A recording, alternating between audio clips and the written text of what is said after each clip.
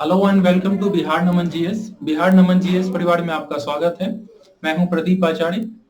मित्रों, हमने अभी हड़प्पा सभ्यता का पार्ट 1 देखा होगा। अगर आपने नहीं देखा है तो आप पार्ट 1 देख लीजिए। उसमें मैंने विगत वर्ष के प्रश्न भी किए हैं और हड़प्पा सभ्यता के नगरीकरण और नगरीकरण से संबंधित अन्य जो संभावनाएं बनती है प्रश्न की, उस पर चर्चा की है। आगे हम हड़प्पा सभ्यता के उद्भव एवं विकास एवं अन्य जो भी चीजें छूटी हुई है उस पर डिस्कशन करते हैं। सबसे पहले हम लोग डिस्कशन करते हैं हड़प्पाई सभ्यता के उद्भव में मेसोपोटामियाई अवधारणा।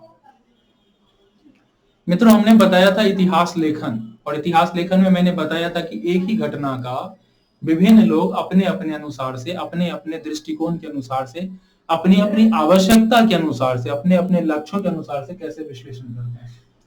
तो यहां हम देखेंगे कि हड़प्पा सभ्यता में मेसोपोटामियाई उद्भव की अवधारणा क्या है, इसको क्यों लाया जाता है, ये व्यक्ति कौन है, इसके विचार क्या है, प्रमाण क्या है और इसका खंडन हम कैसे करते हैं। एक चीज मैंने यहाँ पे ये बना दिया है, सीमाएं हड़प्पा सभ्यता की। उत्तर में मांदा, दक्षिण में दैमाबाद, पूर्व में आलमगीरपुर और पश्चिम में सूतकांगेडोर। तो इसको आप कहीं एक साइड में बना लीजिएगा। हालांकि नवीन प्रश्नों में इस तरीके की चीजें होती नहीं है, लेकिन आप बना लीजिए, ये सूचना के दृष्टिकोण से बेहतर रहेगा। मेसोपोटामियाई अवधारणा के अंतर्गत मेसोपोटामिया की अवधारणा आती क्यों है? आखिर जो इतिहास लेखन भारत में प्रारंभ हुआ आधुनिक काल में, उसमें मेसोपोटामियाई अवधारणा लेकर के आते हैं ब्रिटिश, और ब्रिटिश के द्वारा जो विद्वान हैं जो हमारे इतिहास का लेखन कर रहे हैं वो, जबकि भारतीय दृष्टिकोण पे विचार नहीं कर रहे हैं। आखिर ऐसा क्यों है? आखिर इतने बायस क्यों है? इतने बायस होने के पीछे कारण है। कारण यह है कि हमने देखा कि हमारी नगरीकरण कितनी बेहतर है, तत्कालीन मेसोपोटामिया से भी हमारी नगरीकरण बेहतर है, जबकि अंग्रेज जो है, जो साम्राज्यवादी लेखन है, वो ये साबित करने में लगे हुए हैं कि भारतीय भौतिक तत्वों से जुड़े हुए नहीं है, इनको भौतिक दुनिया से कोई लेना देना नहीं है, ये आध्यात्मिक बातों में अधिक लगे हुए हैं, ये सपेरों का देश है, इत्यादि इत्यादि विभिन्न भ्रांतियां भारतीयों के संबंध में न केवल एशिया में बल्कि अन्य स्थानों पे भी फैला रहे हैं। और वो ये भी बताने का प्रयास कर रहे हैं कि भारतीयों के अंतर्गत पहले भी संस्थाएं, लोकतांत्रिक संस्थाएं नहीं थी, समाज डेवलप नहीं था, और तब भी डंडे के बल पे इनको शासित किया जाता था, अर्थात भारतीयों को शासित किया जाता था। और इस बहाने वो ये साबित करना चाहते हैं कि हमने जो डंडे बल पे आपको शासन करके रखा है, हमने जो आप पे नियंत्रण की व्यवस्था लगाई है, वो सही है। और इस बहाने वो अपनी गलत धारणा को जो हमारे ऊपर थोपे जा रहे हैं उसको सही साबित करने का प्रयास कर रहे हैं। और यही है मेसोपोटामियाई अवधारणा कि भारतीय न तो सुशिक्षित थे, न तो भारतीयों में सभ्यता थी, न तो लोकतांत्रिक संस्थाएं थी, ना तो बुद्धिमत्ता थी, ना तो किसी बात की समझ थी। ये चीजें मेसोपोटामियाई अवधारणा को लेकर के आती हैं। इसके अंतर्गत जो साम्राज्यवादी विद्वान हैं, ये क्रेमर जैसे विद्वान, ये कहते हैं कि हड़प्पा सभ्यता का विकास प्रारंभ में ही अपनी नगरीकरण की व्यवस्था या नगरीकरण के चरण में पहुंच गया था, और मेसोपोटामिया से लोग आए जो नगरीकरण से परिचित थे, और हड़प्पा में आने के बाद उस अनुभव का लाभ उन्होंने उठाया और हड़प्पा में नगर का विकास किया। अर्थात हड़प्पा या भारत में, भारत के जन्म में, भारत की सभ्यता में हड़प्पा सभ्यता को स्थापित करने की शक्ति नहीं है। भारत में इतना बुद्धि कौशल नहीं है कि ड्रेनेज की जो व्यवस्था है वो भारत की ये लोग लागू कर सके। ये नहीं है कि संपूर्ण पर सड़कें काटती है, ग्रिड प्रणाली पर आधारित सड़कों का निर्माण कर सके, नगरों का निर्माण ना कर सके। तो उनका कहना है कि हड़प्पा से लोग आए और लोग अपने साथ उपकरण लेकर के आए, और उन्होंने प्रारंभ में ही हड़प्पा सभ्यता का विकास कर दिया। जबकि मार्टिमल व्हीलर जैसे लोग कहते हैं, चूंकि उस मत का काफी खंडन हुआ, साम्राज्यवादी इतिहास लेखन के समानांतर हमने राष्ट्रवादी इतिहास लेखन को भी पढ़ा था, और उसमें बताया गया था कि साम्राज्यवादियों ने जो हमारे ऊपर नकारात्मक, हमारे विषय में नकारात्मक विचारधाराएं प्रसारित की, उसको राष्ट्रवादियों ने कैसे खंडित करने का प्रयास किया। तो राष्ट्रवादियों द्वारा जब इस विचार पे बहुत ज्यादा खंडन किया गया, इस विचार का खंडन किया गया, तब मार्टिमर व्हीलर जैसे विद्वान आए और उन्होंने एक नया विचार दिया। उनका कहना यह था कि हालांकि वहां से लोग नहीं आए, उन्होंने उपकरण लेकर के नहीं आए, किंतु वहां से ही विचार, सभ्यता के विचार मेसोपोटामिया से प्रेरित हैं, और विचारों के भी पंख होते हैं, वो उड़ के आ गए। ये उनकी विचारधारा है, और वो हमें सभ्यता का पाठ पढ़ा रहे हैं, जो तत्कालीन समय में खुद ही सभ्य नहीं थे। और इसके पीछे इन्होंने प्रमाण दिया है कि हड़प्पा सभ्यता में जो छत में लकड़ी है और मेसोपोटामिया में जो छत में लकड़ी है वो एक समान है, और यही कारण है कि वहां के लोग यहां करके उस तरीके की लकड़ी का प्रयोग करके छत में चिनाई डाल रहे हैं, उस तरीके की लकड़ी, सेम लकड़ी का प्रयोग कर रहे हैं छत में। ये उनका प्रमाण है। उन्होंने एक और प्रमाण दिया है कि यहाँ दुर्ग और रिहायशी इलाका अलग अलग है, और ये जो पूर्वी और पश्चिमी विभाजित है, इसमें पश्चिमी लोग रहते थे, अर्थात ये कह सकते हैं कि मेसोपोटामियाई लोग रहते थे, जबकि पूर्वी क्षेत्र में भारतीय रहते थे। भारतीयों की स्थिति दासों की जैसी थी या कर्मकारों की जैसी स्थिति थी, और भारतीय विकसित नहीं थे, जबकि मेसोपोटामिया से जो लोग आते थे, जो दुर्ग में रहते थे, संसाधनों पे भी उन्हीं का नियंत्रण था, वही विकसित थे, वही समझदार थे, जबकि भारतीय केवल दास थे, कर्मकार थे, और केवल उनके द्वारा किए गए, उनके द्वारा दिए गए आदेशों का पालन करते थे। ये इनका मत है, इन ब्रिटिश विचारधारा वाले विद्वानों का। यहां हमें याद आता है इतिहास लेखन, जो हमें बताता है कि ये चीजें नहीं है। इसका खंडन कैसे किया गया, अब ये देखते हैं। इसके खंडन में सबसे पहले ये बताया गया और ये विचार दिया जाता है कि भारतीय लिपि चित्राक्षर लिपि है, चित्रों के, प्रतीकों के माध्यम से भारत में संकेतों को उकेरा जाता है, जिसके माध्यम से हम लोग अपनी भावनाओं को व्यक्त करते हैं लिखित रूप से, और ये चित्रों के माध्यम से, चित्राक्षर लिपि के माध्यम से। जबकि मेसोपोटामिया में जो लिपि है वो कीलनुमा है।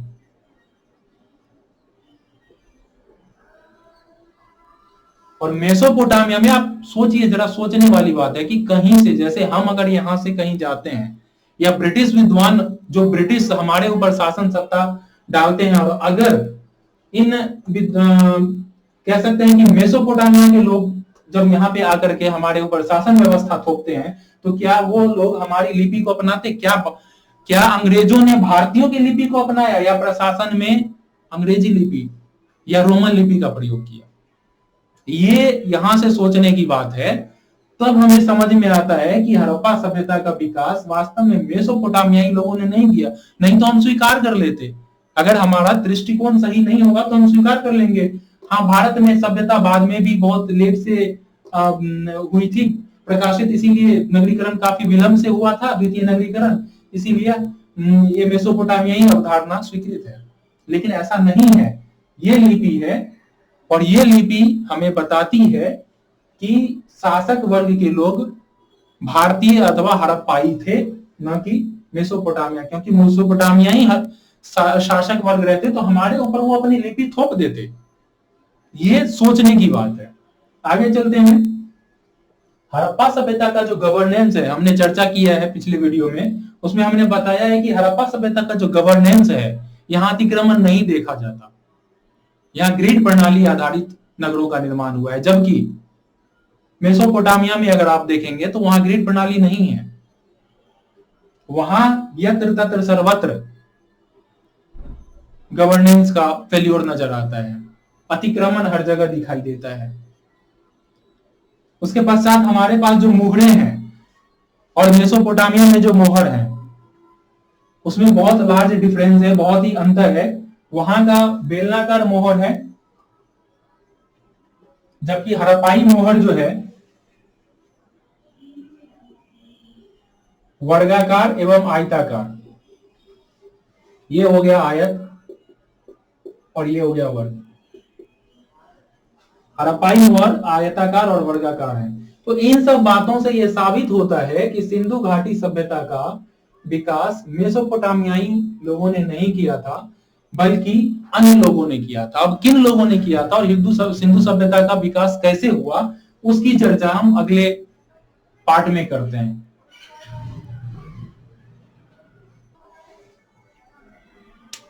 अब अगला है क्रमिक उद्भव का विकास। मेसोपोटामियाई अवधारणा जो है उसके विपरीत एक बेहतर लोकप्रिय अवधारणा आई, जिसे में विभिन्न कारकों की भी भूमिका हम चर्चा करेंगे और ये प्रमाणित भी करेंगे कि सिंधु सभ्यता का विकास कैसे स्थानीय लोगों ने किया। तो यहाँ उद्भव और विकास में हम देखते हैं कि जो क्रमिक उद्भव का सिद्धांत है उसके अंतर्गत जो प्रथम चरण है, क्योंकि सभ्यता के चरण में व्यक्ति अचानक से नहीं आ जाता। पहले मिट्टी के कच्चे मकान बनाता है, फिर ईंट बनाता है, फिर ईंट को पकाता है। जैसे जैसे अनुभव बढ़ता जाता है वैसे वैसे व्यक्ति सभ्यता के करीब आता है और फिर सभ्यता की स्थापना होती है। तो इसमें प्रथम चरण के अंतर्गत हम देखते हैं कि 5500 से 3200 ईसा पूर्व जो थी, 6000 ईस्वी पूर्व के बाद हम लोग समझ रहे हैं कि नवपाषाण क्रांति आ गई, अर्थात कृषि का विकास हो गया। और जो उत्तर पश्चिम का क्षेत्र है, उस उत्तर पश्चिम के क्षेत्र में मेहरगढ़, आमरी जैसे क्षेत्र हैं जहां कृषि का विकास हुआ है और हमें उसका प्रमाण भी देखने को मिलता है। इस क्षेत्र में नवपाषाण क्रांति अर्थात कृषि के विकास और उपकरण, जो प्रस्तर के उपकरण होते थे, बेहतर प्रस्तर के उपकरण के कारण, और चूंकि मिट्टी यहाँ शुष्क और अर्धशुष्क क्षेत्र होने के कारण मिट्टी की कुड़ाई कोड़ने के लिए केवल पत्थर भी उपयोगी हो जाता था, हड्डियां भी उपयोगी हो जाती थी, और आगे चल के तांबे का भी प्रयोग होता है। तो यहाँ बेहतर उपकरण होने के पश्चात जो है कृषि का व्यापक विकास देखा जाता है। और चूंकि इस क्षेत्र में नदियां भी है तो सिंचाई के लिए नदी से जल प्राप्त हो जाता था, और नवपाषाण खेती के विकास और सिंचाई का बेहतर प्रबंध होने के बाद कृषि अधिशेष की स्थिति उत्पन्न हुई, अर्थात हम जितना भोजन करेंगे उससे ज्यादा भोजन हमारे पास या ज्यादा अनाज हमारे पास उपलब्ध है। यह होता है कृषि अधिशेष। और अधिशेष उत्पादन का जो प्रमाण है मेहरगढ़ और आमरी जैसे क्षेत्रों में, जो उत्तर पश्चिम का क्षेत्र है, वहां हमें विशाल अन्नागार देखने को मिलते हैं। तो यह था प्रथम चरण में 5500 से 3200 ईसा पूर्व नवपाषाण क्रांति अर्थात कृषि के विकास, जहां बेहतर उपकरण थे हमारे पास प्रस्तर के और अन्य चीजों के। उसके कारण से कृषि का व्यापक विकास हुआ, जिसके वजह से अधिशेष उत्पादन हुआ। और मेहरगढ़ और आमरी जैसे अन्य क्षेत्रों में, हम आपको मैप भी प्रोवाइड कराएंगे इसके लिए, अन्य क्षेत्रों में कृषि अधिशेष दिखाई देता है, वहां अन्नागार दिखाई देते हैं। और अधिशेष होगा तभी अन्नागार में अन्न रखा जाएगा, ये तो आप लोग बेहतर तरीके से समझ रहे हैं। इसके बाद द्वितीय चरण आता है जो 3200 ईसा पूर्व के बाद 1900 ईसा पूर्व तक, 2600 ईसा पूर्व तक, 2600 ईसा पूर्व तक लेते हैं, जो प्राक हड़प्पाई चरण है या द्वितीय चरण। प्रथम चरण अगर पूर्व मानते हैं तो अब ये प्राक या द्वितीय चरण है, 3200 से 2600 ईसा पूर्व। और इस काल में जो एक सबसे बेहतर चीज हुई, तांबे की शुरुआत हो गई और ताम्रपाषाण कालीन संस्कृति का विकास हुआ। किंतु अन्य ताम्रपाषाण कालीन संस्कृति से हड़प्पा सभ्यता कैसे है, अब यह भी ध्यान रखना है मित्रों कि हड़प्पा सभ्यता का विकास या हड़प्पा सभ्यता जो हम लोग देख रहे हैं वो भी एक ताम्रपाषाण कालीन संस्कृति है, क्योंकि तांबे का उपयोग किया गया। और चूंकि कांस्य युगीन सभ्यता इसको इसलिए बोलते हैं क्योंकि तांबे में टिन मिला करके कांस्य मिश्र धातु का विकास किया गया, जो तांबे ज्यादा लचीले थे उसको थोड़ा कठोर बनाया गया, और इसके वजह से जो हल का निर्माण हुआ, और इस काल में हम लोगों ने बैल बनाने की तकनीक भी सीखी, जिस कारण से कृषि अधिशेष में अत्यधिक वृद्धि हुई। और कृषि अधिशेष में अत्यधिक वृद्धि होने के बाद क्या होता है कि गैर कृषक कर्म, चूंकि होता क्या है कि कृषि के बाद जब हमारी भोजन आपूर्ति हो जाती है तब हम लोग वस्त्र की तरफ ध्यान देते हैं। भोजन, वस्त्र, मकान, धीरे धीरे हमारी आवश्यकताएं बढ़ती है। तो कृषि अधिशेष होने के बाद जो लोग कृषि में काम नहीं करना चाहते थे, अन्यथा कृषि से बाहर जाना चाहते थे, अन्य उद्योगों को स्थापित करना चाहते थे, उन लोगों ने गैर कृषक कर्म को अपना लिया। गैर कृषक कर्म में आपको यहां पता होगा कि इस काल में यहां कपास की भी कृषि हुई। आपको सूत काटने के तकली वगैरह, मशीन वगैरह जो भी होते हैं वो आपको यहाँ पे मिलेंगे। सूत काटे जाते थे, वस्त्र निर्माण होते थे, और वस्त्र निर्माण जब एक्सेस होने लगा तो चूंकि भारत का जो उत्तर पश्चिम का क्षेत्र है वो अधिक कृषि और अन्य चीजों में बेहतर स्थिति प्राप्त हुआ। फिर वहां की जो बलूती जनजाति थी उसका ईरान से संपर्क था, और इस संपर्क के कारण मेसोपोटामियाई व्यापार प्रेरित हुआ।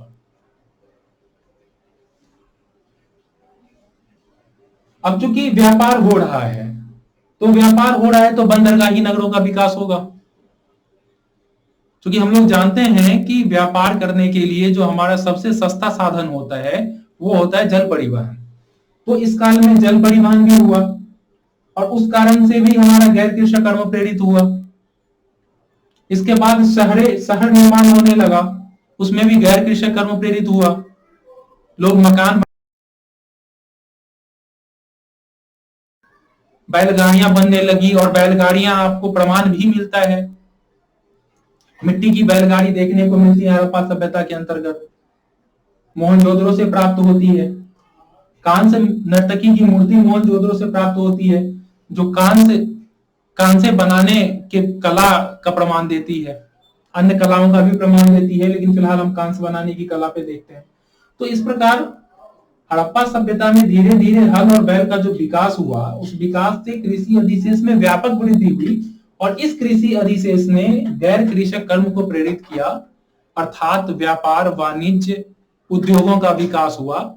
और इस कारण से व्यापार वाणिज्य में भी जब अधिशेष होने लगा, और जब मेसोपोटामियाई आवश्यकता होने लगी, तो मेसोपोटामिया, ईरान आदि के साथ हमारा व्यापार आगे बढ़ने लगा। फिर बंदरगाही नगरों का विकास हुआ, अन्य नगर धीरे धीरे अस्तित्व में आए, और इस प्रकार से हमारा सिंधु घाटी सभ्यता का जो नगरीकरण है प्रकाश में आया। और व्यापक वाणिज्य व्यापार होने का एक फायदा ये होता है कि हमारे पास संसाधन अति पुष्ट हो जाते हैं, और संसाधन अधिक होने के बाद फिर हम उन संसाधनों का अन्य स्थानों पे प्रयोग करते हैं। नगरीकरण व्यापक रूप से प्रकाश में आता है। तो ये व्याख्याएं हैं, और इस व्याख्या में हमने एक कारक भी अलग से निकाल के दिया है। कारक में आप देखिए, जो भौगोलिक कारक है, हमने आपको बताया था कि इतिहास में भूगोल के प्रभाव को भी ढूंढना होता है। और इसमें अगर हम भूगोल को देखते हैं तो शुष्क और अर्धशुष्क क्षेत्र, जिसके बारे में हमने चर्चा की, यहाँ पे शुष्क और अर्धशुष्क होने के कारण बहुत ज्यादा व्यापक रूप से जंगल नहीं था, अतः हम कृषि करने में सक्षम थे। यहाँ नदियां थी, सिंधु और सहायक नदियां, जिसके कारण से सिंचाई की व्यवस्था हुई, जल पीने के लिए प्राप्त हुआ। फिर लवणीय क्षेत्रों में, लवणीय क्षेत्र अगर बंदरगाही नगर की ओर देखें,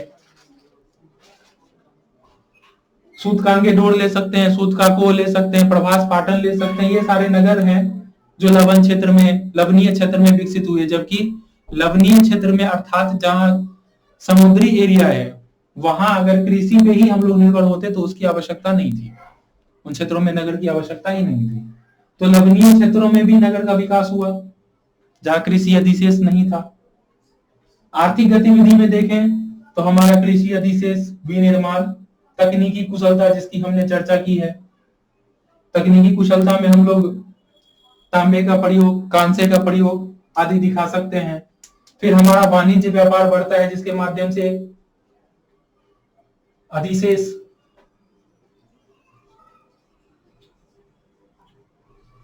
व्यापार अधिशेष कह सकते हैं, व्यापार अधिशेष उत्पन्न होता है। अब इस व्यापार अधिशेष उत्पन्न होने के बाद यहाँ के लोग धनी होते हैं। अब जब धनी लोग होते हैं, व्यापार अधिशेष होता है, तो सुरक्षा का भय होता है, तो प्रशासन और शासक वर्ग का उदय होता है।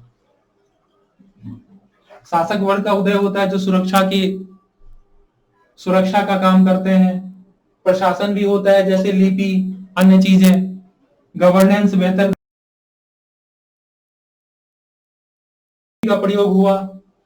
एक लिपि समान, यहाँ आप देखे थे, हमने यहाँ पे भी बनाया था, मांदा से लेके दैमाबाद एक विस्तृत क्षेत्र में हड़प्पा सभ्यता था और वहां एक बेहतर गवर्नेंस, वहां लिपियां एक समान। फिर पुरोहित वर्गों को भी इसमें भूमिका दिया जाता है। आप ध्यान देते होंगे कि जब अधिशेष उत्पादन होता है, पुरोहित वर्ग कार्य नहीं करता, श्रमिक नहीं होते, तो वो अधिशेष का एक अंश प्राप्त करते हैं। और इस माध्यम से जब अधिशेष का दोहन किसी क्षेत्र में होता है, ध्यान दीजिएगा कि अभी भी जो कई एक ऐसे नगर विकसित हुए हैं जो पुरोहितों के कारण हुए हैं, या ये कह सकते हैं कि मंदिरों के कारण हुए हैं, मंदिरों का विकास होने के कारण नगरों का विकास हुआ। तो ये उद्भव एवं विकास की जो सिंधु सभ्यता की धारणा है, उद्भव और विकास के संबंधित, ये विकास इन कारकों के वजह से पुष्ट साबित होता है और मेसोपोटामियाई अवधारणा जो है वो खंडित होता है। अब हम सिंधु घाटी सभ्यता के अंतर्गत आर्थिक विशेषताओं पर चर्चा करते हैं। आर्थिक विशेषताओं में जो सबसे महत्वपूर्ण है सिंधु घाटी सभ्यता के अंतर्गत, वो है कृषि। किंतु कृषि के साथ साथ पशुपालन भी किया जाता था। कृषि में जो गेहूं की खेती या गेहूं की कृषि, जौ की कृषि आदि इस काल में महत्वपूर्ण अनाज थे। दालों की कृषि की जाती थी। कृषि अधिक होने के कारण कृषि अधिशेष की स्थितियां उत्पन्न हुई। इसमें अब पशुपालन का क्या योगदान है, यह जानना महत्वपूर्ण है। पशुपालन करने के लिए दो कारक हुआ करते थे। पहला कारण यह है कि पशु पदार्थ, या इसको यह कह सकते हैं कि भोज्य पदार्थ, जैसे दूध, मांस आदि। उसी प्रकार पशुपालन का दूसरा उद्देश्य कृषि था। और ध्यान दीजिएगा कि बैल जैसे पशु कृषि के लिए प्रयोग किए जाते थे, और बैलों के द्वारा कृषि किए जाने के कारण इस काल में कृषि का और भी ज्यादा विकास हुआ, क्योंकि व्यक्ति जो खींचेगा और बैल जो खींचेगा हल को, व्यक्ति की तुलना में बैल ज्यादा शक्ति का प्रयोग कर सकता है, तो संभावनाएं बढ़ जाती है। इस वजह से कृषि का इस काल में और भी ज्यादा विकास हुआ और कृषि अधिशेष हुआ। पशु का प्रयोग एक और कारण से किया जाता था, और वो था परिवहन। आपने देखा होगा परिवहन के प्रमाण के रूप में हमारे पास खिलौना गाड़ी प्राप्त है, जो बैलों द्वारा, मिट्टी की जो खिलौना गाड़ी है बैलों द्वारा खींची जा रही है। ये एक प्रमाण है, ये दिखाता है कि उस समय में ऐसी व्यवस्थाएं रही हो। कृषि पशुपालन के बाद हम विनिर्माण पे आते हैं, जिसमें शिल्प और उद्योग। तो इस काल में विभिन्न तरीके के उद्योग थे। विभिन्न तरीके के उद्योग में आप देखिए कपास, और कपास के माध्यम से वस्त्रों का निर्माण एक बहुत ही महत्वपूर्ण, प्राचीन काल से ही, वर्तमान में भी वस्त्र निर्माण उद्योग भारतीय अर्थव्यवस्था का एक महत्वपूर्ण हिस्सा है, रोजगार के साधन है। अन्य देखते हैं शिल्प, तांबे की वस्तु है, धातु अन्य धातुओं के, तांबे की वस्तु, मिश्र धातु यानी तांबे में टिन मिला करके कांसे का निर्माण, और उस मिश्र धातु से अन्य शिल्पों का प्रयोग। हाथी दांत की सामग्री बनाना, कंघी, और न खिलौना उद्योग।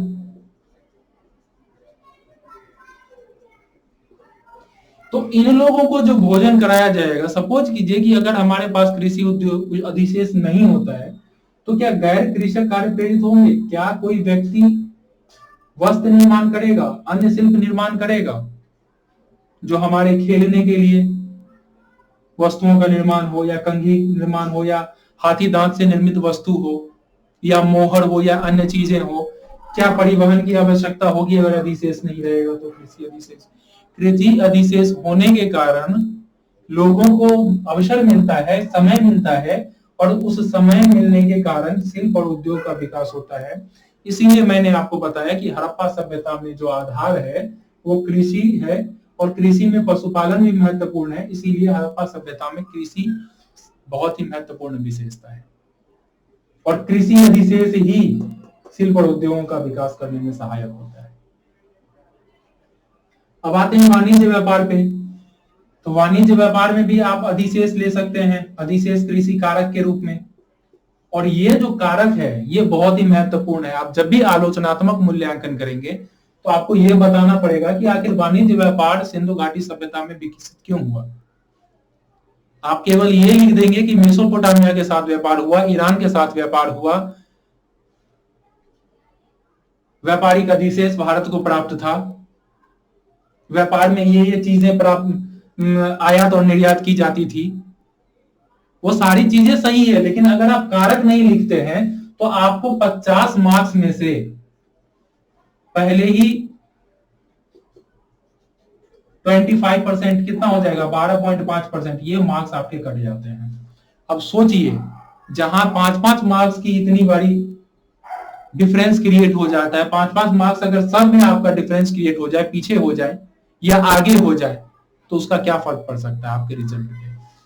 इसीलिए आपको यह सोचना होगा कि आखिर वाणिज्य व्यापार कारण क्या था। अधिशेष, गैर कृषक कर्म, शिल्पों का निर्माण, तकनीकी कुशलता,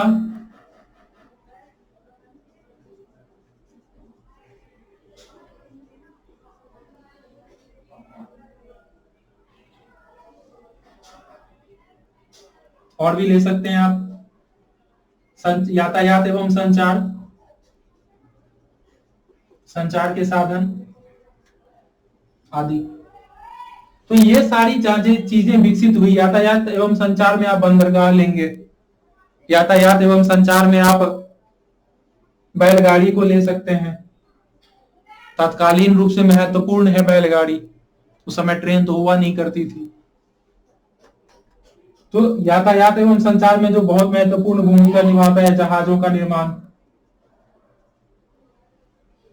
एक कारक के रूप में आप लिपि भी ले सकते हैं, इसको कारक भी ले सकते हैं और परिणाम भी ले सकते हैं, क्योंकि लिपि से जब भी वस्तुओं का आदान प्रदान होता है उसका बही खाता वगैरह लिखा जाता है। तो ये सारी चीजें कारक थी जो वाणिज्य व्यापार को प्रेरित कर रही थी।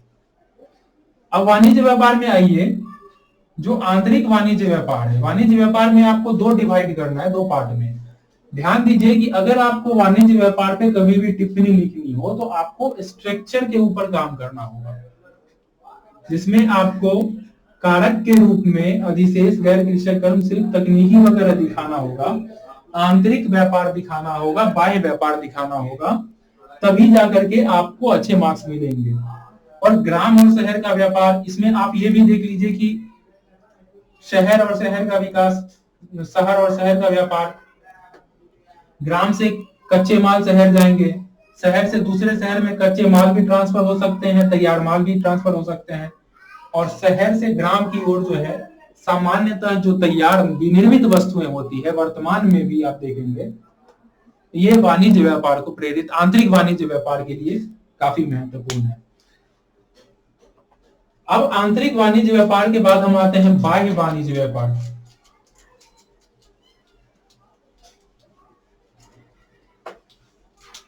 तो आप प्राचीन काल में ये ढांचा बना लीजिए कि जब भी आपको वाणिज्य व्यापार के विषय में टिप्पणी करना हो या लेखन करना हो, विशेष करके बाह्य वाणिज्य व्यापार, तो ये कितना महत्वपूर्ण हो जाता है। बाह्य वाणिज्य व्यापार में आपको संबंध, आपका संबंध कहां कहां से है? मेसोपोटामिया, ईरान से संबंध है,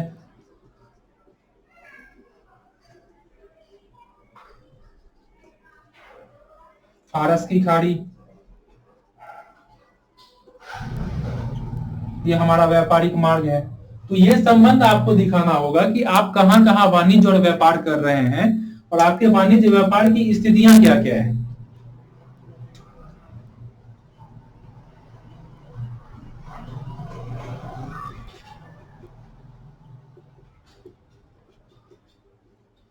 इस संबंध के माध्यम से आयात क्या होती है, निर्यात क्या होती है।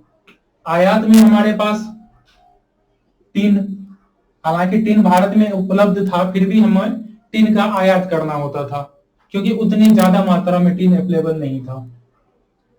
टीन के बाद लेंगे फिरोजा, अन्य कीमती धातुएं,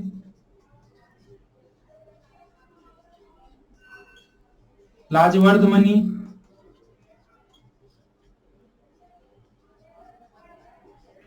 आदि।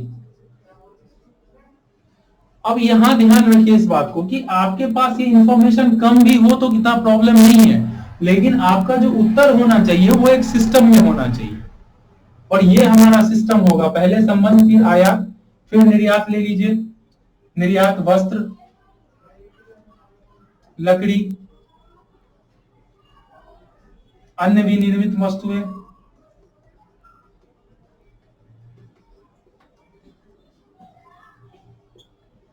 अनाज,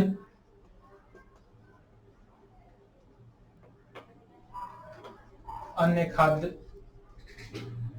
पदार्थ। तो इस काल में जो हमारा निर्यात होता था, वस्त्र तो आज भी महत्वपूर्ण है और उस काल में भी महत्वपूर्ण था।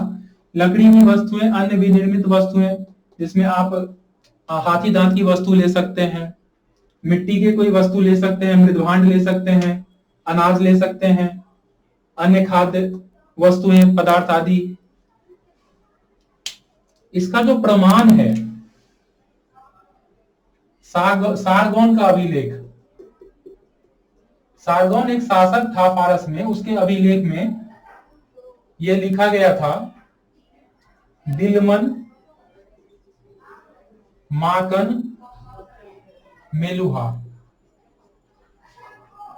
और ये जो मेलुहा है, यही मेलुहा सिंधु घाटी या हड़प्पा के सभ्यता है। और ये दिलमन माकन जो अन्य क्षेत्र हैं जिसके साथ जो मेलुहा और मेसोपोटामियाई व्यापार, अगर हम लोग सोच लें थोड़ी देर के लिए, तो उनके बीच में ये सारे क्षेत्र अवस्थित थे। ये हमारा अभिलेख हो गया। इस अभिलेख के बाद लिपि, मोहरे, कुछ मेसोपोटामियाई मोहरे भारत में प्राप्त होते हैं, जबकि कुछ हड़प्पाई मोहरे मेसोपोटामिया में प्राप्त होती है।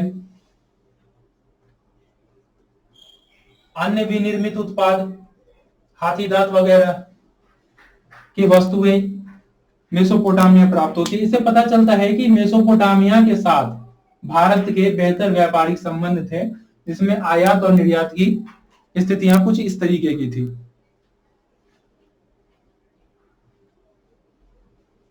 और इसमें आप अगर देखें तो जो व्यापार अधिशेष है,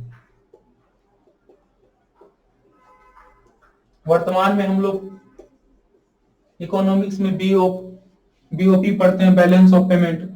तो उस समय में जो बीओपी देखेंगे या व्यापार अधिशेष देखेंगे तो भारत के पक्ष में था। अब आप कहेंगे कि ये हम कैसे बता पा रहे हैं, तो ये हम इसलिए बता पा रहे हैं कि उस समय जो हमारे पास आयात होता था वो कीमती धातुओं का आयात होता था, फिरोजा का आयात होता था, लाजवर्द मनी का आयात होता था, जो सारी कीमती चीजें थी। और हम जो निर्यात करते थे वो वस्त्र निर्यात करते थे, लकड़ी की निर्मित वस्तुएं, अन्य विनिर्मित वस्तुएं, अनाज, खाद्यान्न आदि आदि। तो ये बताता है कि उस समय में भारत का बीओपी ज्यादा स्ट्रांग था, पॉजिटिव था। हालांकि वर्तमान में हम पीछे हो गए हैं जो अवश्य, उसके पीछे विविध कारण है, वो हम आगे चर्चा करेंगे जब इंडियन हिस्ट्री, मॉडर्न हिस्ट्री को देखेंगे। तो ये सारी चीजें इस तरीके से, इस सिस्टम के आधार पे हमें क्वेश्चंस के आंसर करने होंगे, जो हम करेंगे भी, वो देखेंगे आप आगे लेक्चर में।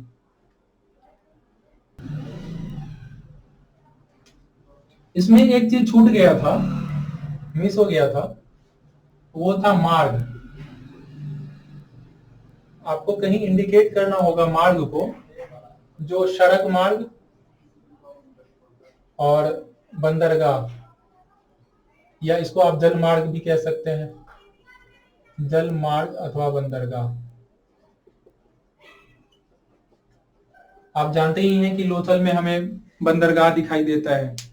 तो इस सिस्टम के आधार पर आपको इसकी तैयारी करनी है। और इतना ही नहीं, प्राचीन भारत में आप जब भी व्यापार वाणिज्य पे लेख लिखेंगे, आलोचनात्मक विश्लेषण करेंगे, तो आपको इन सिस्टमों के आधार पे आलोचनात्मक विश्लेषण करना होगा व्यापार का।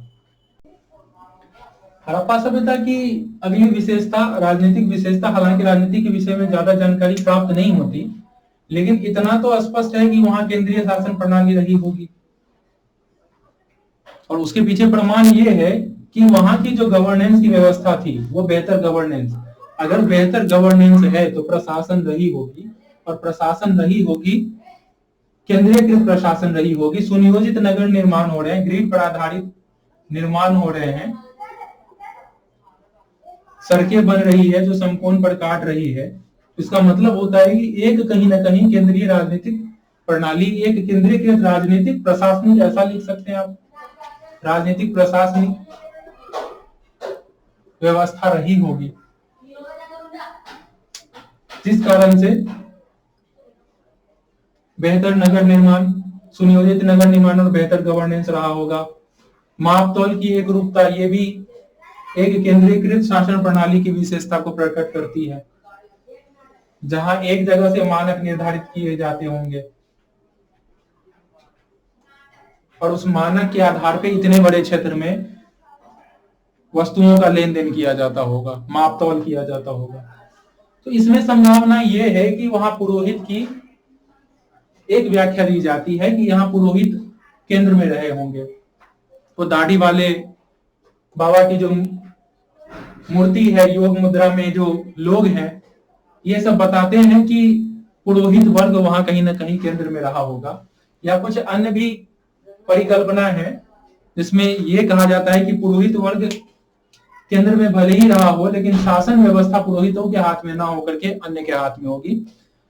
जैसे आगे चल के हम देखते हैं क्षत्रिय जैसा कुछ। तो लेकिन चूंकि यहाँ लिपि नहीं पढ़ी गई है, इसीलिए हमें स्पष्ट जानकारी प्राप्त नहीं होती, लेकिन इतना अवश्य है कि यह केंद्रीकृत शासन प्रणाली रही होगी, जिस वजह से गवर्नेंस, नगर निर्माण, मापतौल, लिपि आदि आदि आदि जितनी भी महत्वपूर्ण विशेषता है, न्याय की प्रणाली, सुरक्षा का दृष्टिकोण, ये सारी चीजें एक केंद्रीकृत शासन व्यवस्था के तहत ही संभव हो सकती है।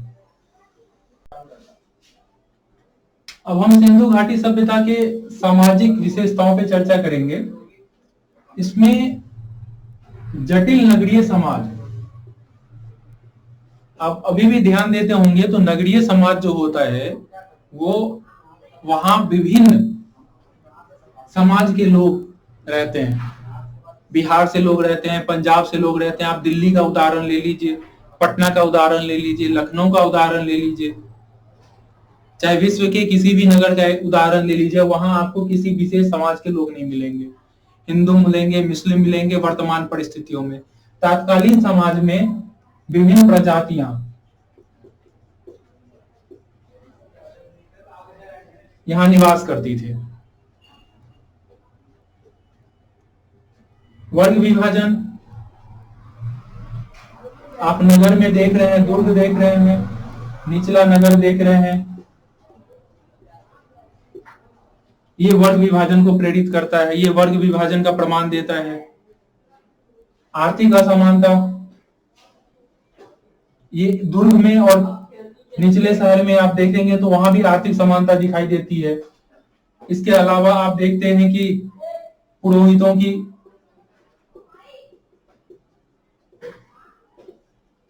पुरोहित पूजा कर रहे हैं या पुरोहितों का मोहर में स्थान दिया गया है, तो कहीं ना कहीं ये उसके महत्व को बताता है। फिर आप व्यापार वाणिज्य, शिल्प का विकास,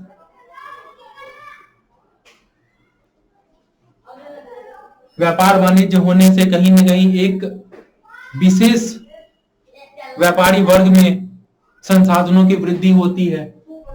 शिल्प, विभिन्न प्रकार के शिल्पों का उत्पादन होता है।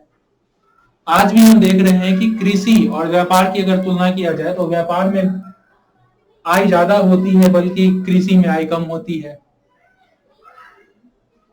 ये चीजें आर्थिक असमानता को दिखाता है। आर्थिक असमानता को स्पष्ट करने के लिए समाधान की जो पद्धति है और उसके साथ जो सामग्री है, अच्छी सामग्री, अच्छी क्वालिटी का सामग्री वही यूज कर सकता है। अच्छी क्वालिटी के मनके या माला वो पहन सकता है जिसके पास अधिक आर्थिक संसाधन उपलब्ध होंगे। तो ये सारी चीजें थी जो आर्थिक समानता को प्रदर्शित करती है। मातृसत्तात्मक समाज भी एक कॉन्सेप्ट है हड़प्पा सभ्यता के अंतर्गत। इसके तहत मातृ देवी की जो मूर्ति प्राप्त हुई है, उससे यह अनुमान लगाया जाता है कि तत्कालीन जो सिंधु घाटी सभ्यता का समाज था उसमें मातृ देवी प्रमुख रही होगी। हालांकि पुरुष पूजा का भी प्रमाण है। योग मुद्रा में बैठे ऋषि का भी प्रमाण है। मातृ सत्तात्मक समाज, चूंकि मेन मूर्तियां, मातृ देवी की मूर्तियां अधिक मात्रा में प्राप्त होती है, इस वजह से लोग मातृ सत्तात्मक समाज को स्थापित करने का विभिन्न विद्वानों ने प्रयास किया है। खान पान, रहन सहन, इस काल में शाकाहारी एवं मांसाहारी खान पान हुआ करता था। लोग वस्त्र कपास से निर्मित होते थे, वस्त्र पहनते थे। मनोरंजन के अंतर्गत देखिए तो इसके अंतर्गत आंतरिक या गृह और बाह्य मनोरंजन के साधन भी उपलब्ध थे। मछली मारना बाह्य मनोरंजन का साधन है, जबकि चेस जैसी कुछ चीजें, चेस या लूडो आप कह सकते हैं, जैसी कुछ चीजें मिली है, एक वर्गाकार डाइस कुछ मिला है जिसके माध्यम से ये प्रमाणित करने का प्रयास किया जाता है कि मनोरंजन के ये आंतरिक साधन रहे होंगे। शवाधान की पद्धति, वर्तमान में आप देखते हैं कि इस्लाम में शवाधान, शवों को केवल मिट्टी में दफना दिया जाता है और शवों को हिंदू धर्म में देखते हैं कि जला दिया जाता है। तो इस समय में दफनाना और जलाना दोनों प्रकार की विधियां शवाधान के अंतर्गत देखी जाती है। शवाधान में जो विभिन्न वस्तुएं प्राप्त होती है, उन वस्तुओं से यह भी प्रमाणित किया जाता है कि तत्कालीन समाज में मृत्यु उपरांत जीवन के विषय में भी कल्पनाएं रही होंगी। तो ये सारी सामाजिक विशेषताएं हैं जो हड़प्पा सभ्यता में देखने को मिलती है।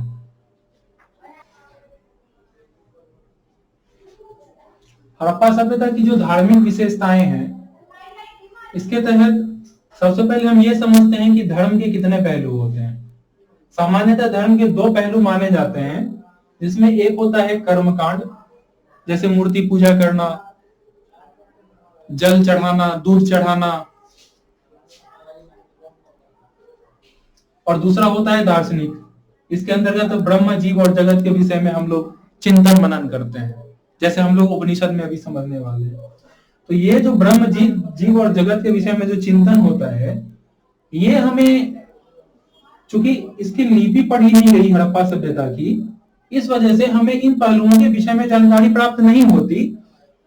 किंतु मूर्ति पूजा जो प्राप्त हुई है, योगी की मुद्रा जो सील पे प्राप्त होती है, मोड़ों पे प्राप्त होती है या मूर्तियां प्राप्त होती है, इससे पता चलता है कि कर्मकांड ये पहलू स्पष्ट होता है। और उसके माध्यम से हम लोग ये भी पता करते हैं कि मातृ देवी की पूजा वहां होती थी, पुरुष पूजा वहां हुआ करती थी। क्योंकि मातृ देवी की मूर्तियां काफी मात्रा में मिली है, पुरुष देवता के भी योग मुद्रा में बैठे हुए पुरुष की मुहर पे आकृति मिली है। पशु पूजक के साक्ष्य भी माने जाते हैं कुबड़ वाले जो बैल है। इस विषय में कुबड़ वाले पशु की चर्चा, सॉरी बैल नहीं, पशु की चर्चा, हालांकि कुछ मोहरों में बैलों की भी अंकन किया गया है। इसके अलावा प्रकृति एवं वृक्ष पूजा भी इस काल में हुआ करता था। और आज जो हम धर्म देखते हैं वहां भी हमारे पास प्रकृति पूजा और वृक्ष पूजा। तो हमारे पास जब भी हड़प्पा सभ्यता आता है, हमारे पास धर्म से विशेषता से संबंधित अगर कुछ प्रश्न आते हैं तो हम उसको वर्तमान के साथ भी तुलना कर सकते हैं और हम लोग ये बता सकते हैं कि वर्तमान में जो भारतीय हिंदू धर्म है उसमें हड़प्पा सभ्यता का भी योगदान है।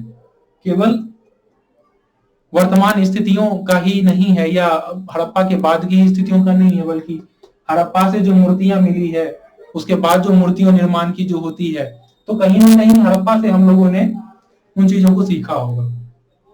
इसके प्रमाण के रूप में, क्योंकि प्रमाण जानना हमारे लिए महत्वपूर्ण है, विशाल स्नानागार जो मोहनजोदड़ो से हमें प्राप्त हुआ है, इस मोहनजोदड़ो से जो हमें स्नानागार प्राप्त हुआ है, इसको वर्तमान समय में जैसे हम गंगा में डुबकी लगाते हैं तो उस तरीके की कुछ ना कुछ कल्पनाएं की जाती रही है कि हो सकता है यहाँ पूजा की जाती होगी और वहां स्नानागार में सब लोग एक साथ स्नान करते होंगे, फिर पूजा करते होंगे। अग्निकुंड के साक्ष्य संभवतः लोथल में मिले हैं।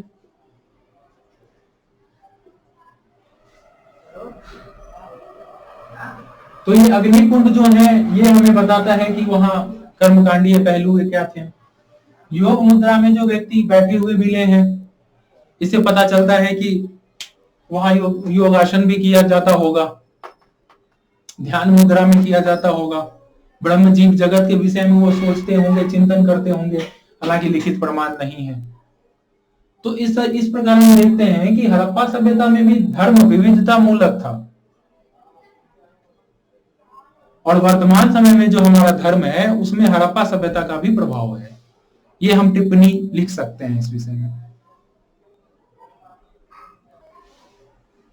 अब हमारा है अगला विज्ञान एवं प्रौद्योगिकी। विज्ञान एवं प्रौद्योगिकी के विषय पे जब भी प्रश्न आता है, हालांकि हड़प्पा सभ्यता को लेकर के नहीं आएगा, विज्ञान और प्रौद्योगिकी संपूर्ण प्राचीन भारत को लेकर के आएगा। और हमारे ऊपर जब भी हमारे पास प्रश्न आता है, जरा सोचिए अगर हम इस तरीके से शुरुआत करें कि प्राचीन भारत के ऊपर ब्रिटिश विद्वान या साम्राज्यवादी विद्वानों का ये आरोप रहा है कि भारतीय विज्ञान एवं प्रौद्योगिकी विषय में बहुत पीछे थे, किंतु नवीन शोधों के अनुसार से हम देखते हैं कि भारत में विज्ञान एवं प्रौद्योगिकी न केवल अशोक के काल और उसके बाद मिलता है, बल्कि हड़प्पाई काल में भी हमें विज्ञान और प्रौद्योगिकी दिखाई देता है। तो सोचिए कि कितना प्रभाव होगा। सामने इन चीजों को पढ़ते ही वो समझ जाएगा कि आपकी बुद्धिमत्ता क्या है। तो चलिए आगे बढ़ते हैं, बताते हैं तकनीक के विषय में। यहां होगा नगर निर्माण। नगर निर्माण में जो तकनीकी थी, जो ईंट बनते थे उसके एक मानक होते थे 1:2 का 4। तो इस तरीके के मानक के आधार पर ईंटों का निर्माण किया जाता था। बांट माप प्रणाली थी हमारी बेहतर, जो एक मानक लिए हुए थी। मिश्र धातु का निर्माण, तकनीकी कुशलता। उसके बाद देखिए चाक, ये हमारा चाक है। चाक का निर्माण, और चाक का जब निर्माण होता है तब बैल से खींच करके हम क्या बना लेते हैं, बैलगाड़ी बनाते हैं।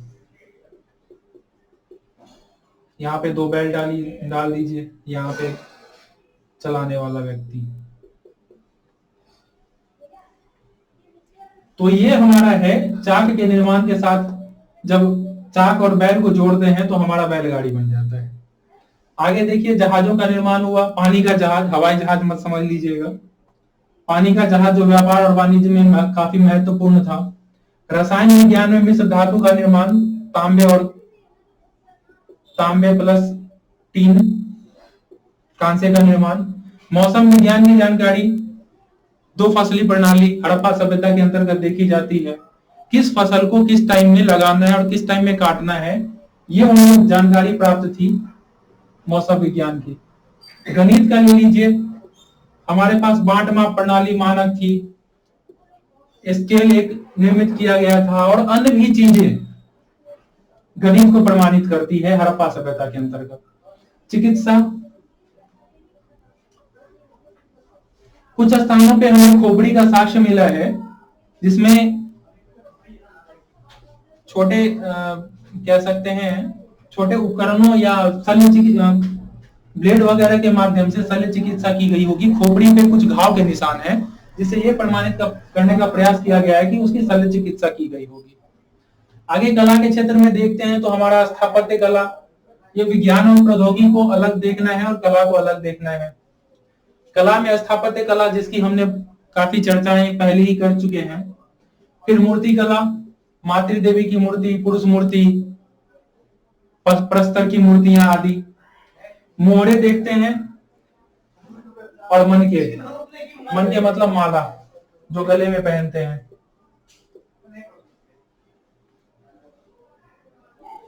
तो यह सारी चीजें हैं जो विज्ञान प्रौद्योगिकी और तत्कालीन कला के विषय में जानकारी प्रदान करते हैं। अब हम इस काल के महत्व एवं विरासत पे चर्चा करते हैं।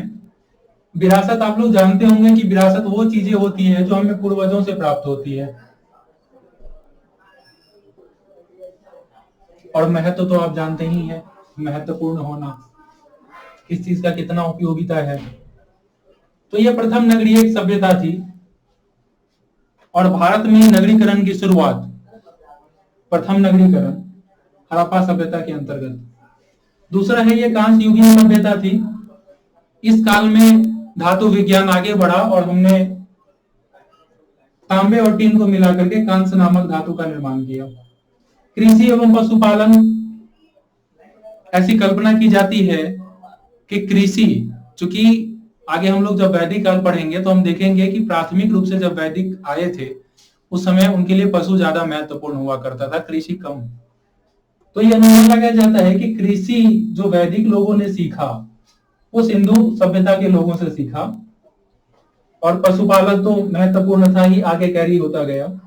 आगे है जैव प्रौद्योगिकी, बैलों का निर्माण, बछड़ों से बैल का निर्माण करना, ये जैव प्रौद्योगिकी, सिंधु घाटी की विरासत और महत्व।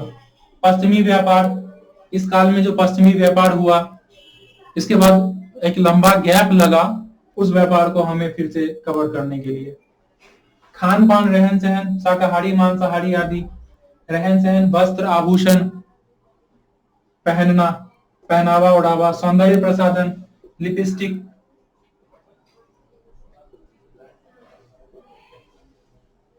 और एक बॉक्स मिले हैं जिसमें ये लिपस्टिक मिला है। तो वर्तमान में जो वेनेटी बॉक्स है, पता नहीं वेनेटी बॉक्स ही शायद बोलते हैं, उससे इसकी तुलना की जाती है। धर्म, वर्तमान में जब हम हिंदू धर्म की कल्पना करते हैं, हिंदू धर्म के बारे में विचार विमर्श करते हैं तो हमारे पास हड़प्पा के द्वारा जो योगदान है, मृण मूर्तियां, अन्य मूर्तियां, मूर्ति पूजा की व्यवस्था, वो हमें धर्म के कर्मकांडीय पहलू के बारे में बताता है कि हमने हड़प्पा से, सभ्यता से इन सारी चीजों को सीखा। फिर चूंकि लिपि पढ़ी नहीं गई इसीलिए हम ब्रह्म जीव जगत के बारे में, जो हड़प्पा सभ्यता की क्या विचारधाराएं थी वहां के लोगों की, वो समझ नहीं पाए। आगे मूर्ति कला, विज्ञान और गणित के बारे में अभी हमने चर्चा की है, और मनोरंजन के साधन के बारे में चर्चा की है। तो ये हमारे महत्व और विरासत हैं जो हड़प्पा सभ्यता के विषय में है। आइए हम हड़प्पा सभ्यता के पतन के विभिन्न विचारों पे चर्चा करते हैं। सबसे पहले साम्राज्यवादी विद्वानों में, जिसमें मार्टिमर व्हीलर महत्वपूर्ण है, उन्होंने अकस्मात पतन अथवा आर्य आक्रमण के सिद्धांत दिए। इनके अनुसार आर्यों के आगमन के पश्चात या आर्य आए और उन्होंने हड़प्पा सभ्यता के लोगों के साथ संघर्ष किया और हड़प्पा सभ्यता को नष्ट कर दिया। काफी सिंपल है। और उसमें इन्होंने यह प्रमाण दिया है कि 26 नर कंकाल जो प्राप्त होते हैं संभवतः मोहनजोदड़ो से, मुझे ध्यान नहीं आ रहा, ध्यान लीजिएगा, 26 नर कंकाल जो मोहनजोदड़ो से प्राप्त हुए हैं और उस पे घाव के निशान हैं, वो इस बात का प्रमाण है कि आर्यों ने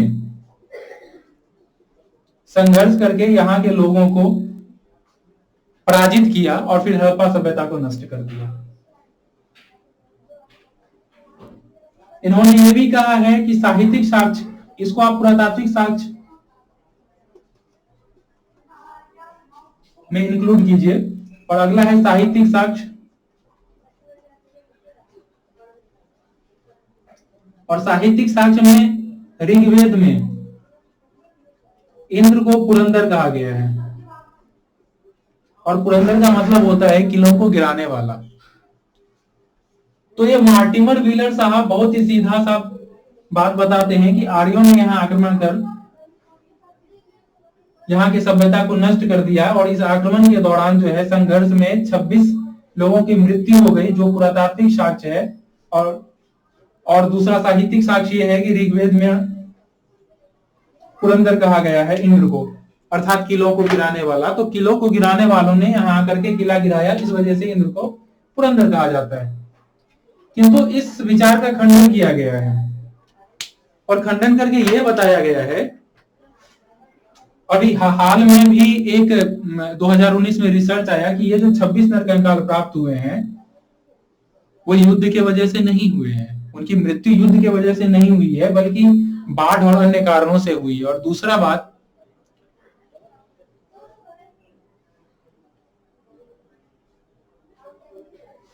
कि ये जो 26 नरकंकाल हैं ये एक समय के नहीं है, भिन्न भिन्न काल के हैं। तो ये दो चीजें ऐसी है जो प्रमाणित करती है कि ये पुरातात्विक साक्ष्य जो व्हीलर महोदय दे रहे हैं ये सही नहीं है और ये गलत है। और दूसरा जो इंद्र को पुरंदर बताया गया है और साहित्यिक साक्ष्य बताए जा रहे हैं ऋग्वेद को, तो हमें ध्यान रखना होगा कि वर्तमान में जितने भी अध्ययन हुए हैं उसमें यह प्रमाणित हुआ है कि आर्यों का आगमन जो है 1500 ईसा पूर्व हुआ है। और आर्य आगमन के विषय में हम लोग चर्चा करेंगे, जब वैदिक काल का अध्ययन करेंगे तब चर्चा करेंगे। तो आर्यों का आगमन ही जब 1500 ईसा पूर्व है और हड़प्पा सभ्यता 1900 ईसा पूर्व में ही नष्ट हो गई है, तो ये 400 वर्षों का गैप है। तो 400 वर्षों का गैप कैसे हो सकता है? और दूसरा ये है कि अगर आर्यों ने यहां के सभ्यता को नष्ट किया तो यहां से नगरीकरण को उन्होंने क्यों नहीं सीखा? ये आपको सोचना है। जबकि आगे आप देखेंगे कि आर्यों का जो विचार था वो विभिन्न चीजों को इंक्लूड करना, मतलब समायोजित करने का विचार था। और अच्छी चीजें, अच्छी तकनीकें जब भी आर्य देखते थे तो उसको स्वीकार करते थे। और यहाँ नगरीकरण को छोड़ करके उसमें भी इतना लंबा डिफरेंस, द्वितीय नगरीकरण में इतना लंबा डिफरेंस, इतना लंबा अंतर, यह बताता है कि आर्य आक्रमण की अवधारणा सही नहीं है। इसके बाद अन्य विचार जो है पारिस्थितिकी असंतुलन के ऊपर आया। इसमें यह बताया गया, और इसमें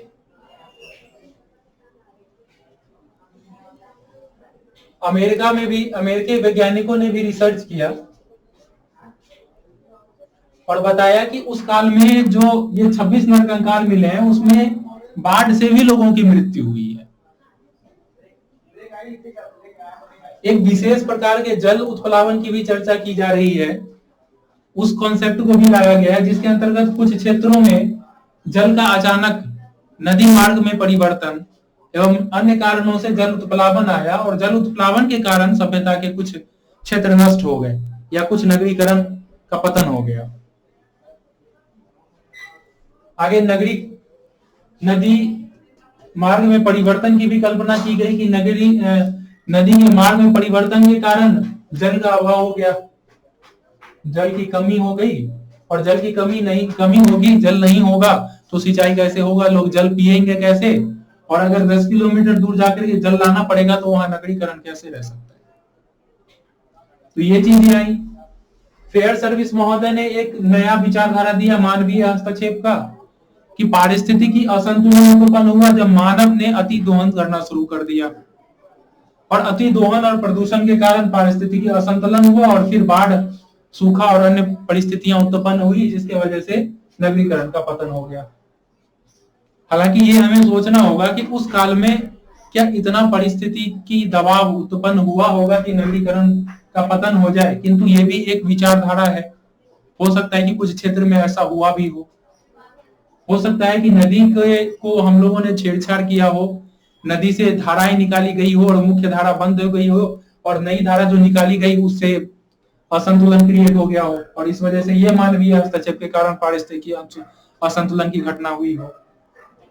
फिर मानसून के परिवर्तन की भी चर्चा की जाती है। हालांकि ये उतना प्रभावकारी दिखाई नहीं देता, क्योंकि सोचने वाली बात है कि मानसून में इतना ज्यादा परिवर्तन हो जाएगा कि किसी सभ्यता, और इतना ज्यादा दूरी में मानसून आ जाएगा, समय में इतना परिवर्तन हो जाएगा कि कोई सभ्यता नष्ट हो जाएगी। बावजूद इसके ये एक विषय है जो चर्चा का विषय रहा है। और एक जो बात आती है वो है सभ्यता के स्वरूप में बदलाव, और इस विचार को ज्यादा महत्वपूर्ण माना जाता है। इसमें माना यह जाता है कि जो तकनीकी है, हड़प्पाई सभ्यता की जो तकनीक थी उसका विस्तार पूर्वी क्षेत्र में धीरे धीरे हो गया, और पूर्व क्षेत्र में भी जो ये नगरीकरण के तत्व थे उसका विस्तार होता गया। वहां के शिल्प और वाणिज्य शिल्प बनने लगे, अधिशेष उत्पादन बाहर होने लगा, जिसके वजह से शिल्पों का विकास उस क्षेत्र में, पूर्वी क्षेत्र में ज्यादा हुआ, और शिल्प विकास के बाद वाणिज्य व्यापार भी हुआ, और धीरे धीरे इस क्षेत्र का यानी उत्तर पश्चिम का क्षेत्र कम महत्वपूर्ण होने लगा और पूर्वी क्षेत्र ज्यादा महत्वपूर्ण हो गया। और चूंकि इतनी ज्यादा तकनीकों का भी पूर्व में विकास नहीं हुआ, या उसको स्वीकृत नहीं कर सके, या उसको आगे नहीं ले जा सके, क्योंकि इस काल तक पश्चिमी व्यापार नष्ट हो चुका था जो कि हड़प्पा सभ्यता में एक महत्वपूर्ण कारक था। अर्थात हड़प्पा सभ्यता में जो वाणिज्य व्यापार होता था वो आय का एक बहुत बड़ा साधन था, जिससे रिसोर्सेज हड़प्पाई लोगों के पास आते थे। मतलब ये है कि अब रिसोर्सेज डिस्ट्रीब्यूट होने लगे, रिसोर्सेज कम भी होने लगे, डिस्ट्रीब्यूट भी होने लगे, तकनीकी का दूसरे क्षेत्र में पलायन हो गया। इन सारी चीजों के कारण हड़प्पा सभ्यता का पतन हो गया। तो मित्रों, हमने सिंधु घाटी सभ्यता में उद्भव, विकास, विशेषताएं, नगरीकरण, विरासत, समाज, संस्कृति आदि का अध्ययन किया। और ये दोनों लेक्चर में, पहला लेक्चर हमने पहले क्वेश्चंस को भी देख करके किया, और इसमें ये सारी चीजें हैं जो हमें समझने की जरूरत होती है कि भविष्य में और किसी भी तरीके के प्रश्न अगर आते हैं तो हम चूकेंगे नहीं। और हमने आपको जिस तरीके से सोचना सिखाया है उसको आपको स्वीकार करना होगा, और धीरे धीरे सोचने की प्रवृत्ति इससे भी आगे ले जानी होगी, क्योंकि क्लास में एक सीमाएं होती है सोचने की प्रवृत्ति डेवलप करने की। आपको अपने आप से सोचने की प्रवृत्ति डेवलप करनी होगी। तो चलिए क्लास का अब समापन करते हैं, और हम आपको सूचना दे दें कि हम जो 45 दिन का क्लास लेने जा रहे हैं क्रैश कोर्स का, उसमें आपको ये सारी चीजें आगे कैरी की जाती रहेगी। आपको किसी क्लास में कोई समस्याएं आती है, कोई प्रश्न उपस्थित होंगे, तो उसका निदान भी हम आगे करेंगे। बहुत बहुत धन्यवाद।